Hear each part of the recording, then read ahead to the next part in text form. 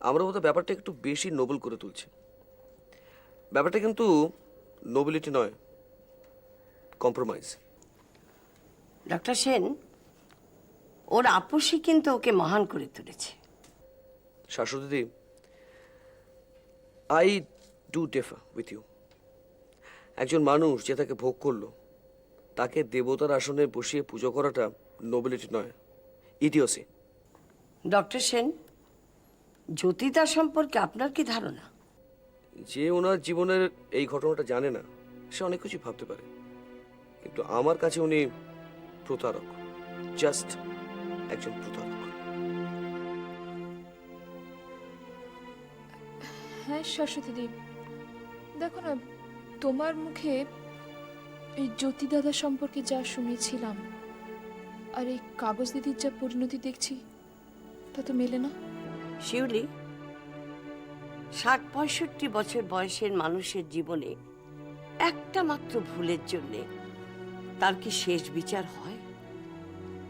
আচ্ছা ডক্টর সেন, আপনি পৃথিবীতে এমন কোনো ডাক্তার দেখেছেন যার কাছে কোনো পেশেন্ট মারা যায়নি? না, হয় না, হতে পারে না।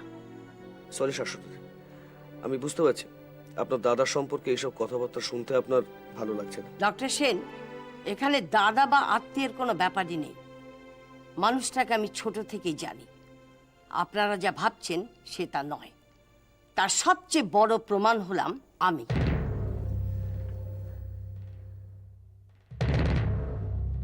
তাকে আমি যতটা জানি চিনি, কেউ তা জানে না। আমি তাকে ভালোবেসেছিলাম।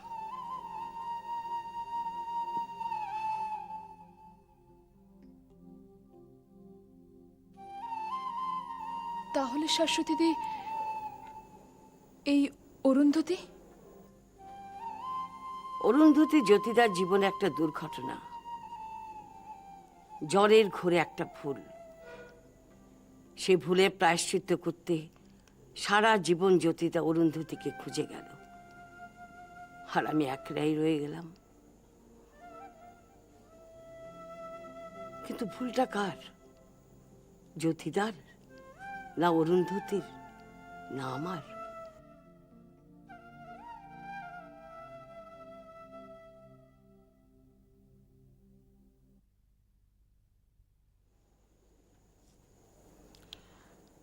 দোষ কারোরই নয়, দোষ ভাগ্যের। Shashwati, I am extremely sorry. কেন শুভ্রাংশু? আপনার জন্যই তো জ্যোতিদা তার স্ত্রী তার ছেলেকে ফিরে পেল। কিন্তু শাশ্বতী দি, এখনো তো পায়নি। ও ঠিক ফিরে পাবে, এখন আর কোনো বাধাই বাধা নয়। কিন্তু ম্যাডাম, জ্যোতির্ময় বাবুর কন্ডিশন ড্রাস্টিক্যালি ডেটোরিয়েট করছে। আমরা ওকে আইটিইউতে শিফট করেছি, কিন্তু condition out of control. In fact যে কোনো সময় উনি কোমায় চলে যেতে পারেন। মানে আজকে রাতটাও? ঠিক বুঝতে পারছি না। তাহলে তো এক্ষুনি একবার রঞ্জন বাবুকে খবর দিতে হবে। তাহলে তো কাগজ দিকে আইটিইউ থেকে আনতে হবে। শুভ্রাংশু, আপনারা তৈরি হন, আমি অরুন্ধতীকে নিয়ে আসছি। শাশ্বতী দি, এই দিনটার জন্যই তো এতগুলো বছর আমি অপেক্ষা করে আছি। তোমরা কামনা করো আমার কাজটা যেন আমি শেষ করতে পারি।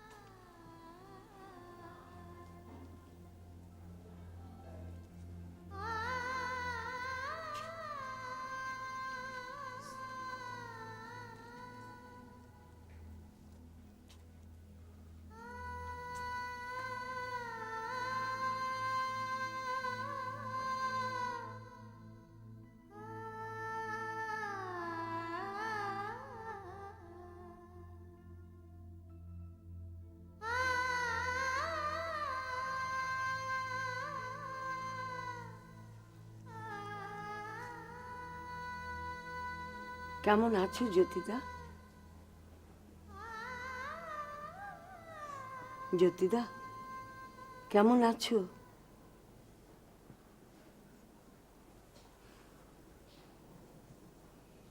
জ্যোতিদা,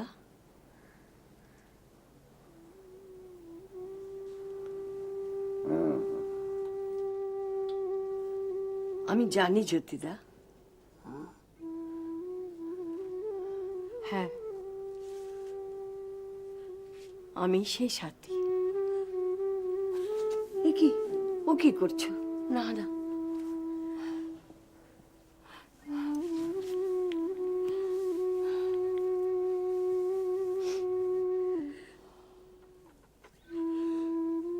কাগজ বউ,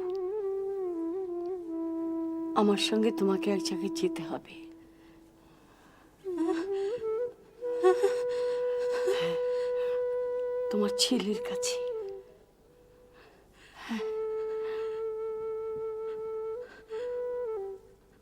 জ্যোতিদা, তোমার ছেলের খোঁজ পেয়েছি। তোমাদের ছেলে অনেক বড় মনের মানুষ।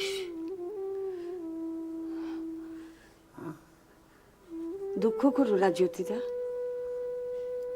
তোমাদের দুঃখের দিন তো এখন থেকে শেষ। তুমি আবার ভালো হয়ে উঠবে জ্যোতিদা। আমার সঙ্গে ওকে একটু নিয়ে যাচ্ছি।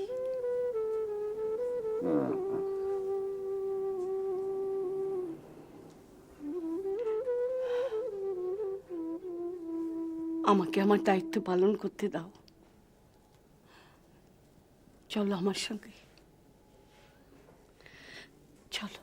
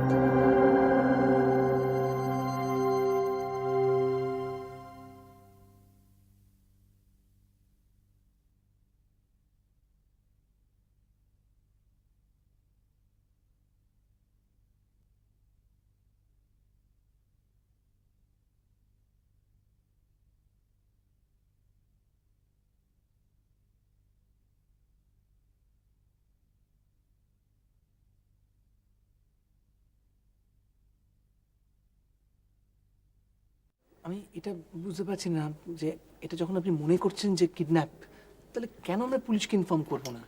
বললাম না রঞ্জন বাবু, আরে ডক্টর সেন, আপনি? হ্যাঁ আমি। এ কি স্যার আপনি এখানে? সেটা পরে বলছি, তুমি এখানে হঠাৎ? আসুন, আপনি বসুন। এই মন্দিরে একটু চায়ের ব্যবস্থা করুন। এক মিনিট, কোনো প্রয়োজন নেই। এসো, ভেতরে এসো।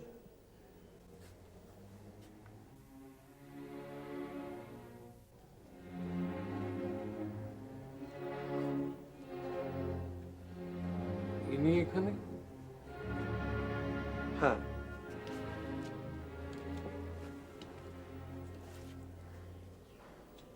ইনি এখানে। কি হলো? মুখ তোলো, দেখো তোমার সামনে কি দাঁড়িয়ে আছে।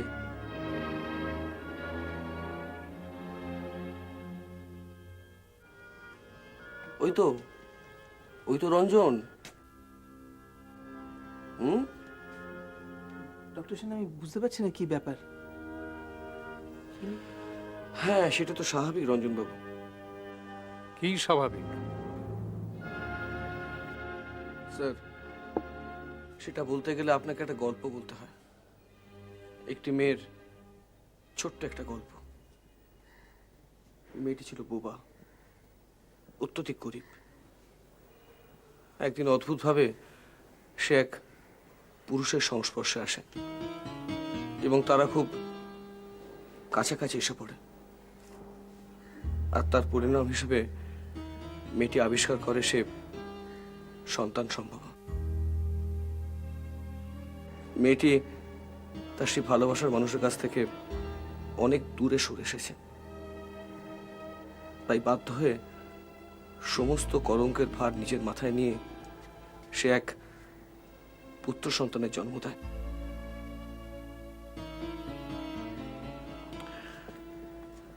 আর তাকে রেখে দেয় এক অনাথ আশ্রমে। সেখানে রেখে তাকে সে মানুষ করে। কিন্তু একদিনের জন্য তার নিজের পরিচয় কিন্তু সেই সন্তানের কাছে সে দেয়নি। একটাই ভয়, যদি সেই সন্তান তার পিতৃর পরিচয় জিজ্ঞাসা করে, কি উত্তর দেবে সে? আড়াল থেকে তার সন্তানের সমস্ত ভরণ পোষণ সে করেছিল। কিভাবে জানেন রঞ্জন বাবু? কাগজ বিক্রি করে। কাগজ। এইভাবে মেয়েটির জীবন ভালোই চলছিল। সে সবকিছু মেনেও নিয়েছিল। কিন্তু একদিন হঠাৎ অনাথ আশ্রম থেকে তার ছেলে হারিয়ে যায়। হারিয়ে যায় কিভাবে? সেটা কেউ জানে না স্যার। আর তারপর থেকে সেই মেয়েটি পাগলের মতো খুঁজে বেরিয়েছে তার হারিয়ে যাওয়া সন্তানকে।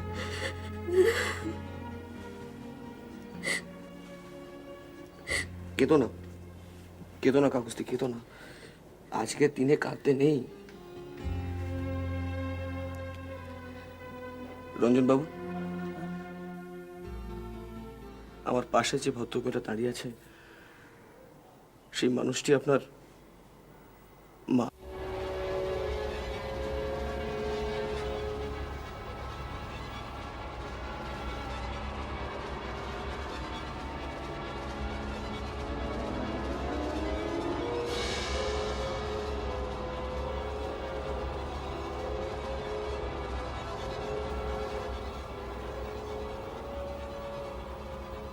কি? হ্যাঁ রঞ্জন বাবু, আপনি তার হারিয়ে যাওয়া সন্তান।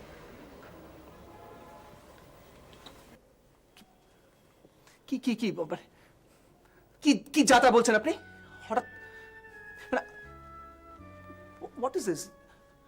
উনি উনি উনি এসে একটা যে কোনো একটা উদ্ভট গল্প তৈরি করবেন, আমাকে সেটা মেনে নিতে হবে? না না না, রঞ্জন বাবু, আপনি আমাকে ভুল বুঝছেন। আমার কিন্তু তেমন কিছু উদ্দেশ্য নেই। না না, আপনার কি উদ্দেশ্য আছে না আছে সেটা আমার কোনো জানার দরকার নেই। আর সব থেকে বড় কথা হচ্ছে, জীবনের এই জায়গাটায় আমি খুব একা। আমি একা আছি, একা থাকতে চাই। অন্য কোনো কথা থাকলে বলুন ডক্টর সেন, মানে প্লিজ আপনারা আসুন। কি চলে যাবে এখান থেকে? কেন কেন যাবে এখান থেকে? তোমার সন্তানকে জানতে হবে তার আসল পরিচয়।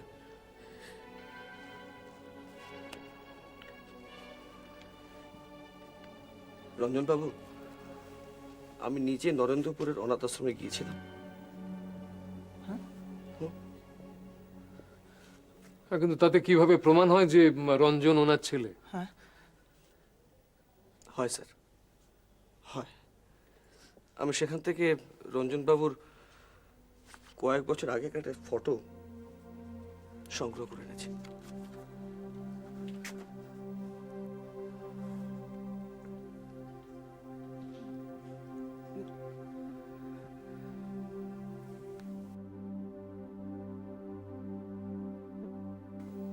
কি রঞ্জন বাবু বলুন। কি কি কি কি এক্সপেক্ট করছেন আমার কাছ থেকে? আমি আমি কি বলবো?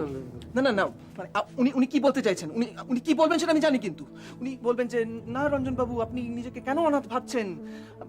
একটা সময় আপনি অনাথ ছিলেন, কিন্তু আপনি তো আজকে বুঝতে পারছেন যে আপনার সামাজিক পরিচয় তা নয়, আপনার একটা পারিবারিক ঠিকানা আছে, একজন মানবীর প্রেমেই আপনার জন্ম। কে বলেছে আপনি বেজন্মা? তাই না? এসব তো উনি বলবেন। তাছাড়া ওনার আর কি কি বলার আছে? কি ডক্টর সেন, তাই তো? না রঞ্জন বাবু, আমি এসব একটা কথাও বলবো না। আমি শুধু একটাই কথা বলবো, তাকিয়ে দেখুন, এই ভদ্রমহিলার দিকে একবার তাকিয়ে দেখুন। সারাটা জীবন তার হারিয়ে যাওয়া সন্তানের খোঁজে পাগলের মতো সে ঘুরে বেরিয়েছে। কি অপরাধ ছিল ওর? হ্যাঁ, কি অপরাধ ছিল? আমি মানছি সে জীবনে হয়তো একটা ভুল করে ফেলেছে, কিন্তু তার প্রায়শ্চিত্ত সে করেছে। কি বলুন না, করেনি?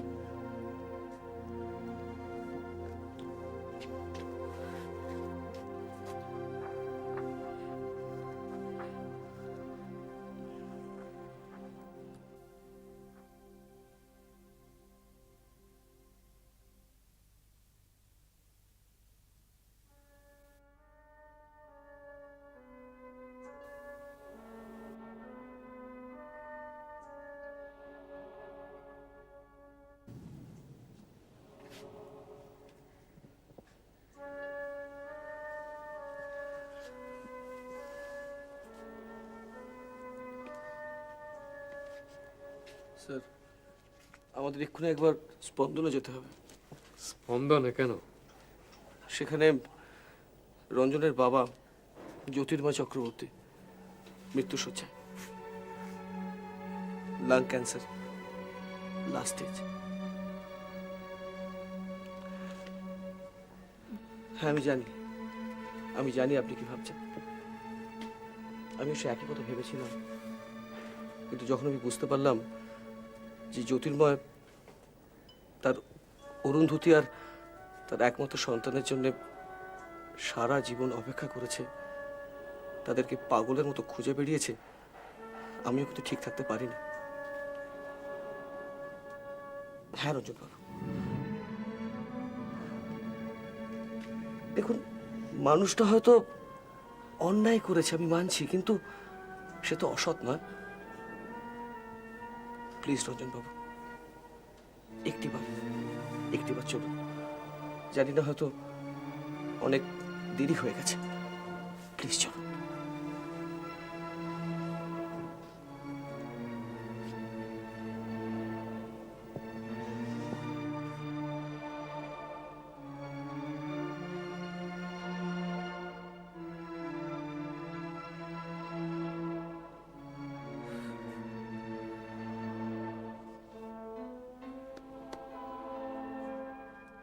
আসুন।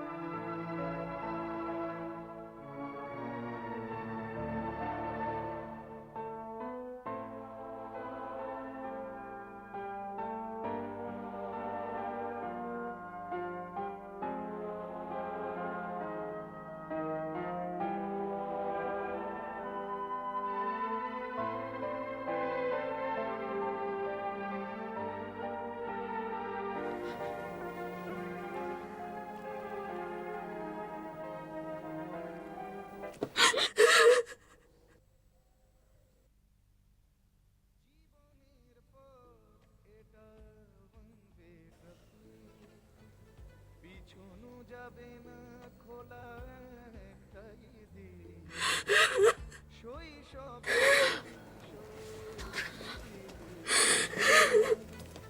দুটো পাওনি আগামী দিনে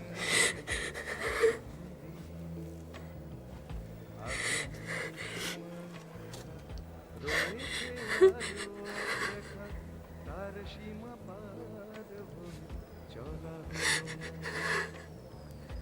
আমার ক্লান্ত পদচিহ্নেরা প্রশ্নে কাল বুনে উত্তর এলো না।